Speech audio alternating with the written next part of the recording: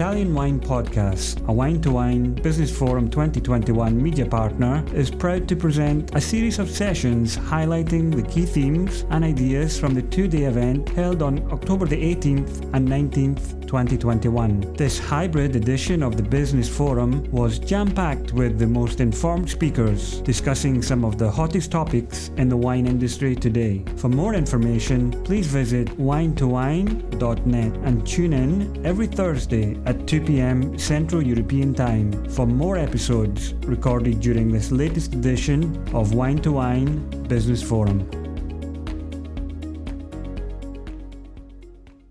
Good morning to everybody. This is a beautiful opportunity that we have to meet Felicity Carter. Very, very special person. She's a journalist. She's an editor.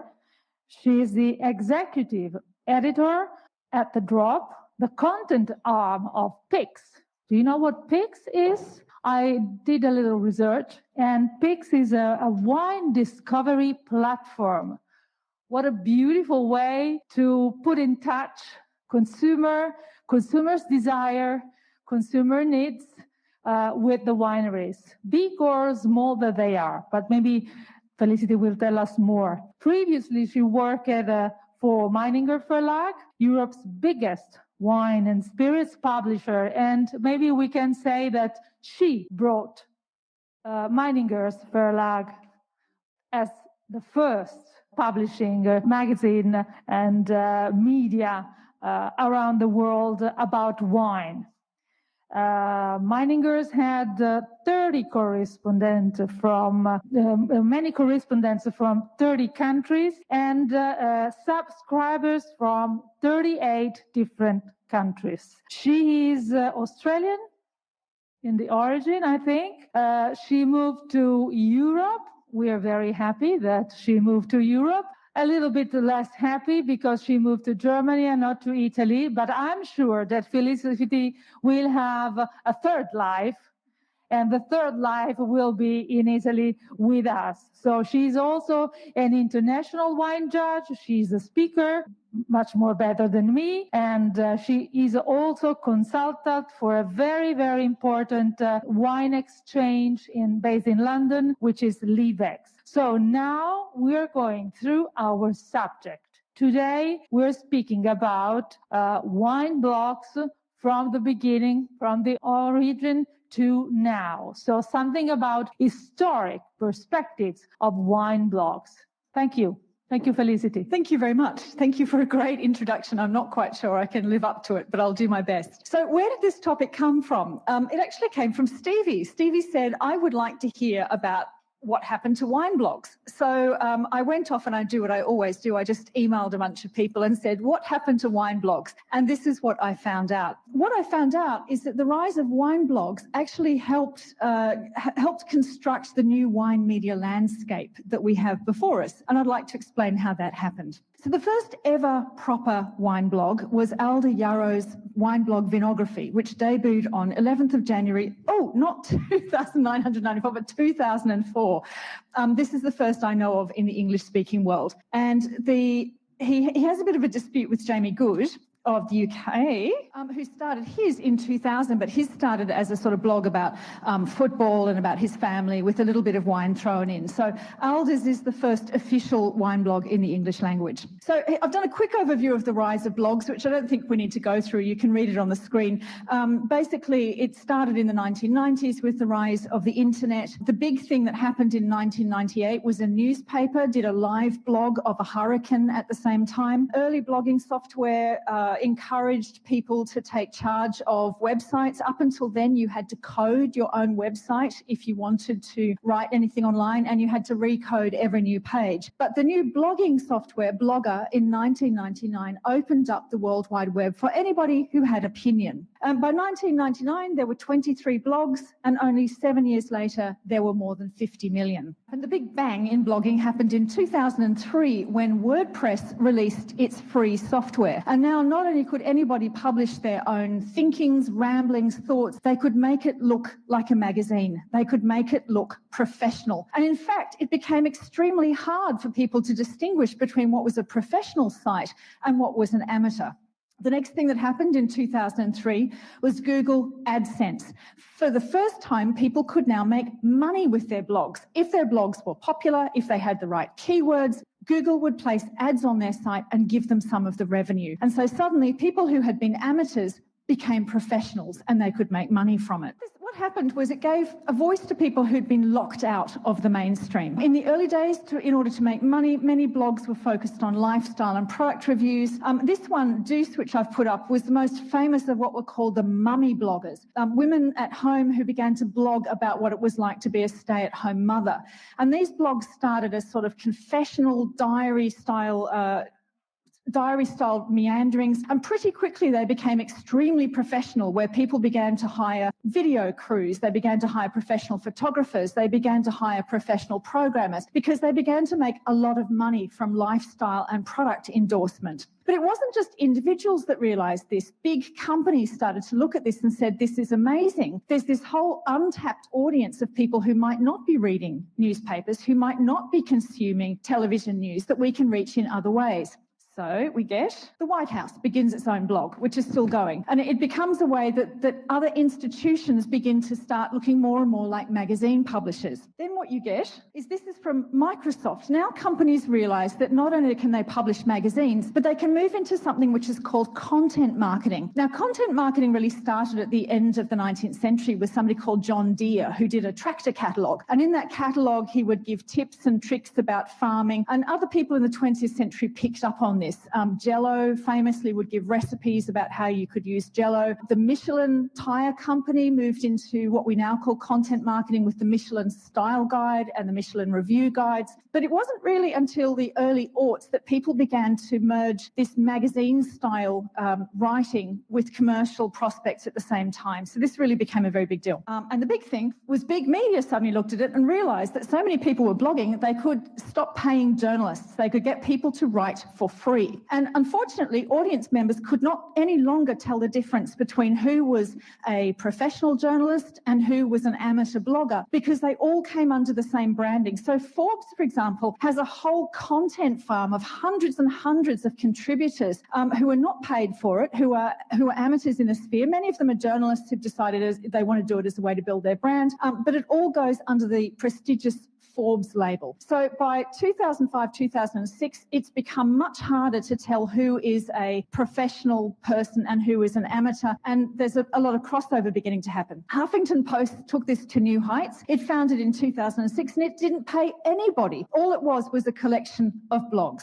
And then in 2009, we get the film Julie and Julia. Now, this was a story about a girl called Julie who was a food blogger, and she decided to blog as she constructed all the recipes of Julia Child's The Art of French Cooking. And eventually, her blog became so popular that she eventually got to meet Julia Childs, and there was a film made out of it with Meryl Streep. So this sent the blogosphere into the stratosphere as everybody began to realise that blogging was now not just something that you did to blow off steam or write your diary. It was something that could get you a Hollywood deal. So what did all of this mean for wine? Well, as Aldous says, a lot of the early content was people just giving their thoughts about stuff. It was, this is what I had to drink last night. Wine bloggers began to realise that they could get samples and press trips.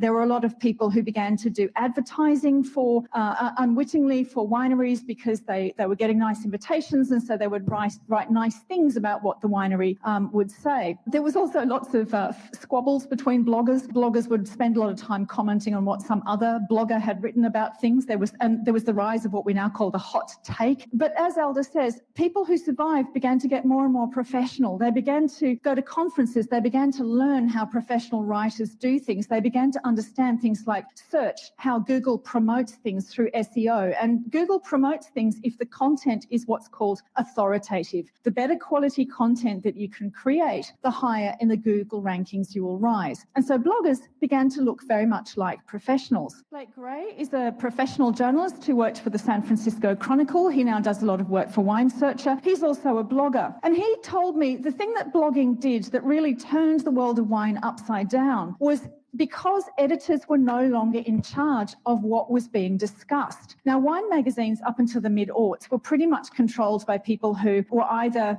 newspaper columns who were controlled by editors who didn't know very much about wine and generally didn't care, that wine was just something that was the filler up the back with the astrology column and the the gardening column and so on. And so it was really whatever the wine correspondent wanted to write. And sometimes there wasn't even a wine correspondent. It was somebody on the paper who wanted to get the wine samples who would write it. The magazines were controlled by people who took wine very, very seriously. Wine Spectator, Decanter, whose view of the world was really shaped by the high end of wine, by Burgundy, Tuscany, Bordeaux. But what bloggers did, which completely smashed that system, was they started taking notice of small things. Bloggers would go and visit their neighbouring wineries. They would write up a small winery. They would take notice of little things that were going on. And it turned out there was an audience for this. And the rise of some new regions can really be put down to the fact that bloggers began to pay attention to them. Blake also thinks, more controversially, that natural wine could not have risen to the heights it has if there wasn't an army of bloggers who were writing about it. Because it is true that in the early days, natural wine was kept out of mainstream wine publications because wine editors simply didn't think it was very important. As a wine editor myself who was going through that period, I have to say wine bloggers faced a lot of the anger that Instagrammers get now, which is a lot of wine writers felt very angry. They felt they were being undermined by people who were writing for free, which is actually probably true. They also felt that they had spent years developing their wine expertise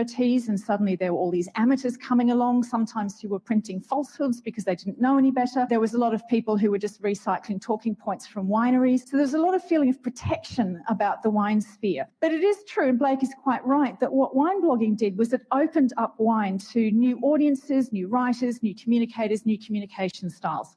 Then you also get the professionalisation of blogging, which happens around 2008. So this happened simultaneously in Europe and the United States, is that people decided to have conferences where bloggers could get together and meet one another. In Europe, it was two Americans, Gabriella Opaz and Ryan Opaz, who moved to Spain and founded the European Wine Bloggers Conference. They hooked up with Robert McIntosh, a Brit, to make it more professional. The first conference they had in 2008, which only had about 30 people. A year later, in 2009, they had 140. The United States was the same. They started with a very small number of people. A year later, it had exploded. The wine conferences actually began to implode under their own weight for a good reason, which is that because people started to take it very seriously, a lot of people who were very good at wine blogging actually moved into the profession. They became social media managers, they became communicators, and what was left was people who wanted to go and they wanted to do the tastings and were less interested in the nuts and bolts. So conferences became bifurcated between the professionals who were beginning to disappear and people who were just turning up for the tasting and the socialising.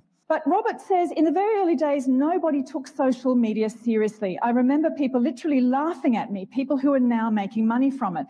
We helped the wine trade take it more seriously. Then in 2010, we see the start of Instagram. And now we're moving from words to visual. A lot of people who were already involved in blogging, who understood Google, who understood social media, immediately jumped into Instagram. A lot of other people left because it's very hard to have the stamina to write every day. A lot of other people had gone professional. Instagram didn't make itself felt for a little while, but a couple of years later, Instagram had eaten the wine blog. Now in 2017, we have a new technology, Substack, which is only now building momentum. Substack is really interesting. As the media sort of collapses, Substack is a company that allows people to create their own newsletters and charge money for it. It's a subscription model. And more mainstream journalists who are getting sick and tired of how poorly they're paid, anyone who's built an audience, is moving to newsletters where they can start charging a monthly fee. And in wine, one of those is Aaron Aizkoff, who's a writer about natural wines. And he's got he started with a blog called Not Drinking Poison in Paris, which he said he was only able to do because he was working for a fashion company where he didn't have to work very hard, so he'd sit at his desk and blog. But once he moved to Substack, he's now making enough money that he's almost got enough money to live on. So the stampede to Substack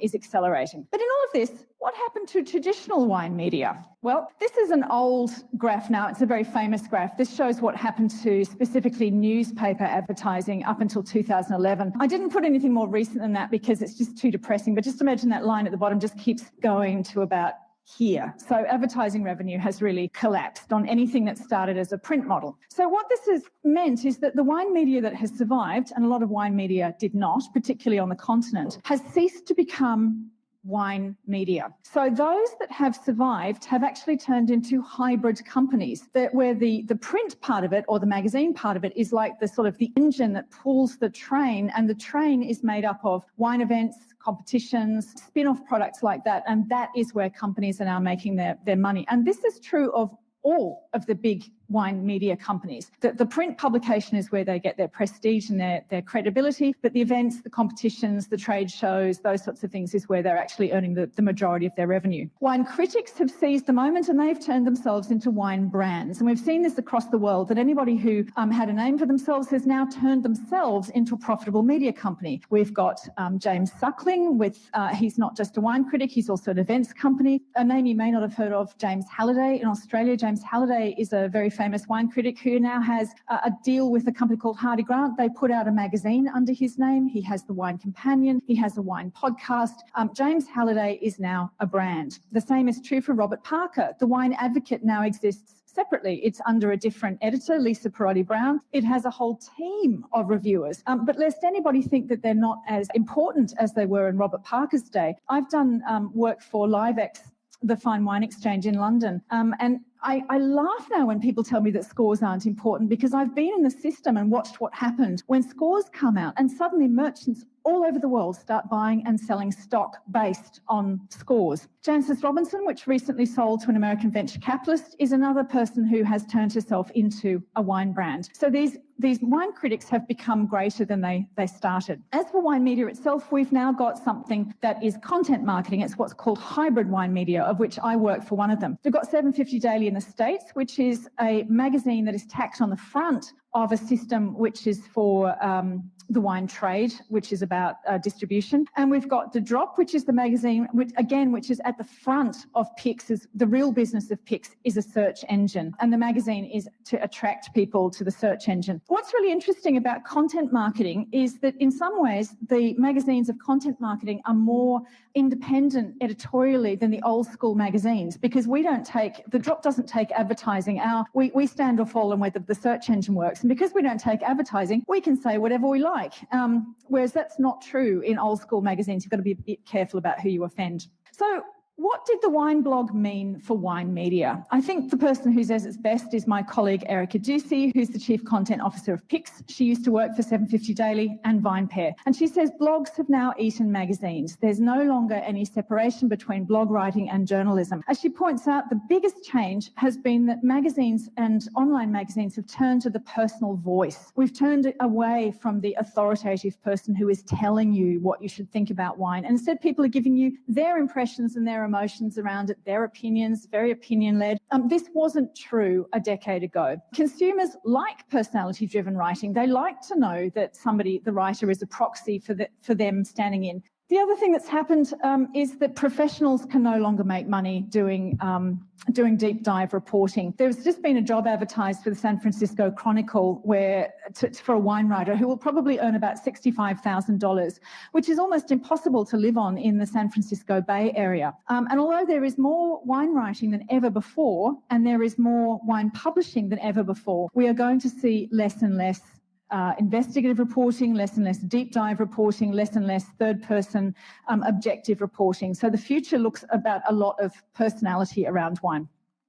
So what are the takeaways? Well, today's wine media is much more open to the small story. It doesn't matter who you are or where you are. Somebody will take an interest in you and write about you, blog about you, put you on Instagram. Wine writing doesn't exist anymore. Today, it is wine communication across a whole range of media. Blogs, Instagram, newsletters, content marketing, traditional media, they're all in the mix now. And 3, what this means is it's easier for wineries and wine people to be noticed than ever before. And that's it. Thank you very much. Grazie, Felicity. It's a very nice presentation, the one that you did. And if you don't mind, Felicity, before starting to make a little talk, I would like to make just understand who is the audience in this beautiful room. How many wine bloggers or wine journalists or wine writers are there? Can you raise your hand? Okay, so maybe 1/3. How many wine producers are here? Okay, so 50-50. No, it's fine. It's good. It's good. So I wanted to go a little bit deeper into Felicity's presentation, just a few minutes, and then maybe we can give you the word and pass you the word and let you ask directly to Felicity. Felicity, there was a couple of things that I wanted to ask you, and that really make me very curious. So, the first blog, you said it was 1994. It was a student. He wanted to tell about his life. He wanted to tell his opinion about what he was studying, what he was doing. Okay, 1994. Then political blogs started, and they have been increasing, and they are still very, very strong. White House has a blog. Trump has a blog. Yeah, one of the big things in blogging, which I didn't mention, was a guy called Matt Drudge. He used to have a newsletter, and he started blogging. He is a conservative writer in the United States, and the Drudge Report grew to be such an important media property that he can now affect elections. So blogging, and the thing about blogging is when it started, nobody took it seriously, and that allowed people to come out of nowhere and connect with a huge audience in a way that nobody had expected. And little by little, the content of the blogs, the content of the wine communication on the internet, in a wide sense, get nearer to wine. There's a moment you in your presentation in which you spoke about aspirational content. So I think that wine is exactly inside this subject. Well, this all comes down to the grubby topic of money. So what happened early on is that it was really the mummy bloggers that started writing about what it was like to stay at home. And then people realised that they were really good advertisers, that if you put your product in a mummy blog, you could reach thousands, maybe hundreds of thousands of women across America. And so very quickly, mummy blogs became monetized. People realized they could make money from doing that. Now, as soon as money is your goal and marketing is your goal, what you do changes, because now you're into public relations and marketing rather than just writing and thinking about stuff. It becomes less original. But is it still possible? This is a question that I ask for the wine writers and wine bloggers here in the room. Is it still possible to make money having a wine blog or working for a wine blog or something like that? What's the way? Because there's also some laws that have been changing. Actually, that's a really good question, and it's something I should have said. Wine blogs in the United States really slammed to a halt in 2017 because Google AdSense stopped sending advertising revenue to blogs, and so people who had been making money suddenly lost their ability to make money. So a lot of blogs disappeared, and people moved to Instagram simply because that was where they could start making money again. And now, let's speak about the hot topic of the day, of our era. Social media, disruptive event for journalists, for brands, for newspaper, traditional media were really shocked by what the brands could do in terms of communication using social media. What do you think about this? And what do you think about pandemic and social media? Well, just to talk about me for a second, it was very good for me because I got a job with an American company, and because of the pandemic institutionalizing working from home, I can work a full-time job for America from my office in Germany, and I don't even think that would have been possible before the pandemic changed things. As for social media, I'd like to throw that question to you, since you've got a very famous winery. Why don't you tell me about how the pandemic changed social media? Well, Donnafugata has a long story because I think that we started really at the very beginning, maybe 2000 with the first website, and we started immediately when Facebook and Instagram opened their opportunity to us. We are learning a lot from the people who is following our social media, because the idea is a little bit also to get an interactive relation with the users. It's not just showing off what we are doing, but it's really trying to reveal some of our secrets. We like to post photos from the inner side of a vine and maybe show the wine lover a special moment of the viticulture cycle. And we know that we need to follow a certain tone of voice. We need to have an identity, a very steady identity. The winery, Donnafugata winery, is like a person, must be coherent in every moment, in every type of communication, the social media, the packaging, the wine, the quality of the wine is every time, under my point of view, communication. The quality of the wine probably is the first, the most important type of communication, but you know that packaging is really important. You don't know the winery, you don't know the wine, you get in a shop, the label must stand out. And I hope that Donnafugata makes this with our authors' labels. Social media is the same. We must try to tell a unique story, a personal story. Well, it works on me. I've actually got a cupboard full of Donnafugata wines at home, but I didn't buy them because of social media. But yeah, just about social media, one thing I should talk about is, because I'm really interested in talking about money, which I think we never talk about enough in wine, is that social media costs. There's this big lie that everything that you do on the internet is free and you can just go online and you can make things happen. But actually, more and more, as the space gets more crowded, to do it properly, you've got to have professionals, and it costs money. There'll always be very talented people who just do the right thing at the right time and it takes off. But more and more, social media and digital publishing is very expensive to get right. Can I tell you something? You got to the point, as you are used to, okay? The real problem is that the costs are rising and rising and rising because the contents must be more and more beautiful. The videos, the photos, the text, every content must be studied, and to produce it, it takes time. So being competitive on social media, it's not easy, it's not economical. It costs a lot. Conversion, this is the word, okay? My consultant came to me and said, okay, José, don't worry. This costs a lot. You must make conversion. Okay, what's conversion? Conversion is that you need to sell wine. Ah, fantastic. You need to sell your wine through the social media. Can you tell us something about how the law permit wineries to sell wine through social media? I have to make such a lot of bunches, okay, because I'm speaking about the wine, I'm showing a label, then I send you to my website, then maybe my website in certain countries is allowed to get to the e-commerce, in other countries not. What conversion? What kind of conversion can I do? I'm slightly reluctant to answer this because my area is really sort of media and communications rather than social media. But if we can get a microphone, there's a lady up the back who knows the answer to this. We have a big wine expert in conversion in the room. Can we get a microphone to Polly? Okay, so you've just run into the biggest issue that we face in this topic that Felicity has shared with all of us.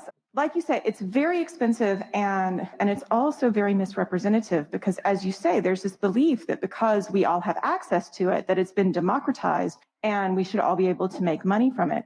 But compliance issues, the three-tier system, export laws create a ton of issues for the wine industry.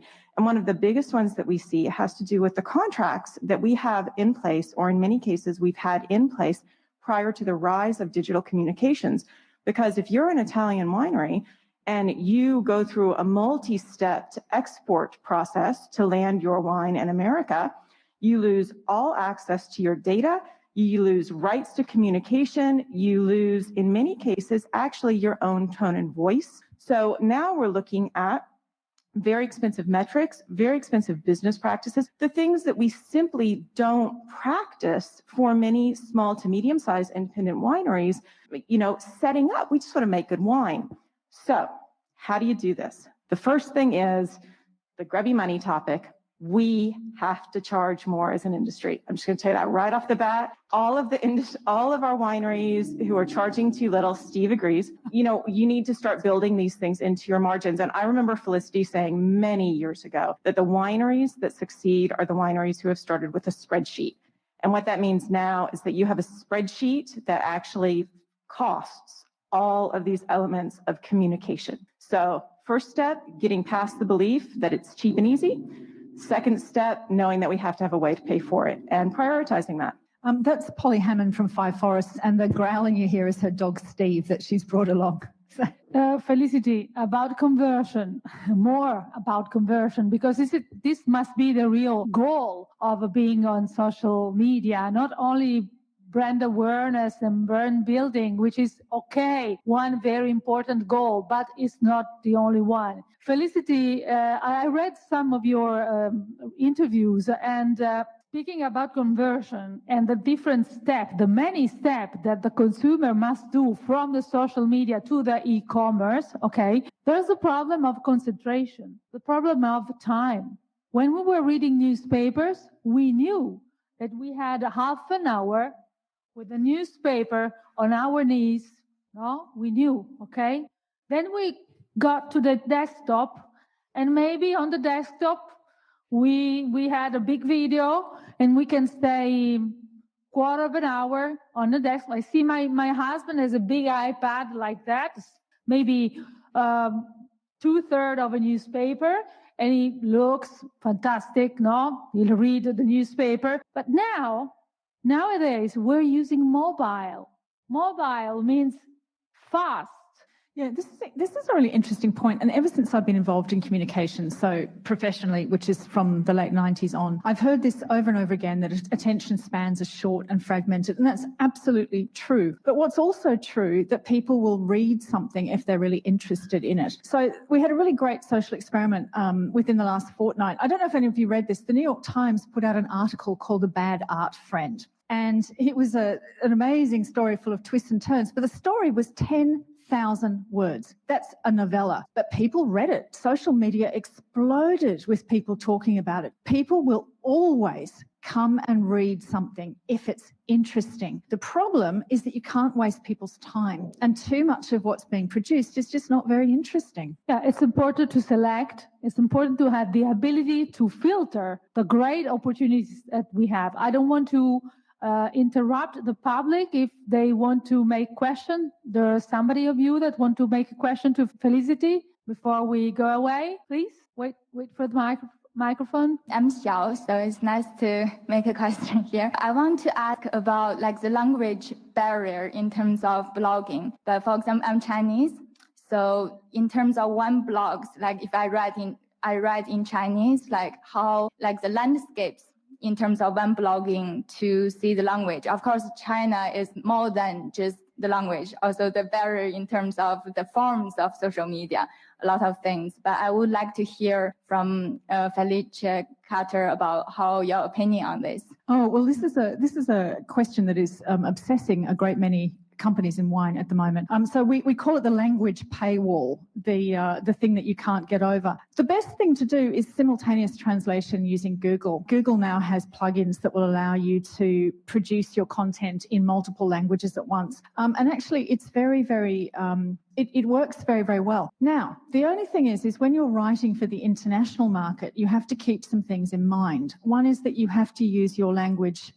Your language has to become simpler than it would be if you were writing to your own country. It also means you have to stay away from anything that references something that only people in your country know about. So I see a lot of people who don't get traction because they're taking it for granted that people will know about local issues or local politicians or local people. You have to explain absolutely everything that a local won't know. And you have to stay away from metaphor. All of the sort of vibrant, florid language will never translate. So you can be sophisticated, you can be elegant about it, but you have to think differently, and you have to imagine that the person that you're writing to knows nothing about you or your culture. And actually, if you do it successfully, it works really well in your own language as well. But Google Translate is your friend. You're fantastic, Felicity. More questions from the public? We have 3 more questions.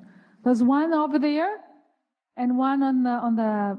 About content usage, what I'm observing lately is a change of what I call the search culture of going to the Google and as something, to what I call a browse culture, that is the way that people use Instagram. What do you think about if this change is actually happening and how it will affect the the way people use content and see at content. Okay, so this comes down to why I'm saying that content is actually good. Social media and content is more expensive than people think. So at the big publications, to try and make sure that they're always got things in front of you, the big publications now have headline editors who do nothing but search for SEO for the correct thing for that headline. And they'll test the same headline multiple ways in rapid succession. And this is why it becomes very, very difficult for the individual to sort of, I think of Google like this fertility god, and you've always got to keep sacrificing it. You've got to propitiate the god. And the way you propitiate the god is you get your SEO right, like you get your rituals of Google right, and then Google will reward you by pushing you up the rankings. It really is. We've all become slaves to the algorithm. And so on the one hand, you can spend lots and lots of money to make that happen and to get past all of this. But the other thing to do is just be really interesting. My rule in life is, my rule of content is don't be boring. And too much wine content actually violates that rule. If you're just really interesting, doesn't matter if people are browsing, it doesn't matter if people are using SEO, you'll get right to the front of the queue. Amy Gross with Wine for Me. It's great to see you. So back on your comment about conversion and thinking about social media, what we have found is that whenever you can take those social media posts and turn them into visits to your website, then you're able to own that relationship better and follow your users better. So Felicity, I don't know what your thoughts are on how, would you agree that the goal is get them off of the social media onto your site so you can own that relationship and start tracking? What do you think about that sort of thing? Okay, so I need to make two things clear. One is that when it comes to social media and SEO, I'm not an expert in this, and you really need an expert to answer that. But I can argue from a media perspective. So if you're running a blog, a newspaper, or a magazine, your ultimate goal is to be sticky, right? It's to get people to come and read you as the first thing they do in the morning. You want them coming back time after time after time. So in that case, whatever it is that you're doing, whether it's a newsletter, whether it's social media or whatever, your goal is to get them on your main website and get them in the habit of reading your main website. But that's a different answer from the question of how you use social media for other types of conversion. Last question maybe, because it's time. Okay, so I'm going to jump in on that one really quickly. We found that the best thing that you can do with that one link that you're given, especially on Instagram, is direct them to subscribe to your newsletter, because it's your greatest asset. It's the one place that you can really segment according to interest, awareness, language, geo, whatever it's going to be. So that's just, if you're not tackling a lot of strategy, that's just one really good change that everyone can make. But actually, I'm glad that Felicity talked about sort of content farming in a way, and I'm just going to jump in with something that I think is really important for us in the wine industry to remember, which is the internet cost energy. And we are at the forefront of issues, right, in terms of climate change and energy awareness. And it's incumbent upon us as an industry that instead of producing what used to be popular, which is a lot of not a very low value post just for the purpose of staying in someone's face, that actually we are preparing valuable content, and that whether it's a 10,000 word long form content or whether it is short and sharp information that people need. But those days of just throwing stuff out on the internet, it's not something that we as an industry can continue to do. So thank you. He had something Steve to agrees. say too. Yes, Steve agrees. So thank you so much. I'm going to close up this room. Felicity, thank you so much for doing that overview. I will cherish it forever. What a great 2 sessions. Robert Joseph and Felicity Cotta back to back. And of course, José Rallo. And ladies, thank you for being color coordinated with Wine2Wine this year. I love it.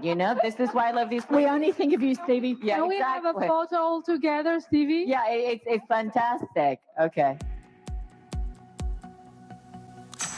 Listen to the Italian Wine Podcast wherever you get your podcasts. We're on SoundCloud, Apple Podcasts, Spotify, Himalaya FM, and more. Don't forget to subscribe and rate the show. If you enjoy listening, please consider donating through ItalianWinePodcast.com. Any amount helps cover equipment, production, and publication costs. Until next time, cin cin.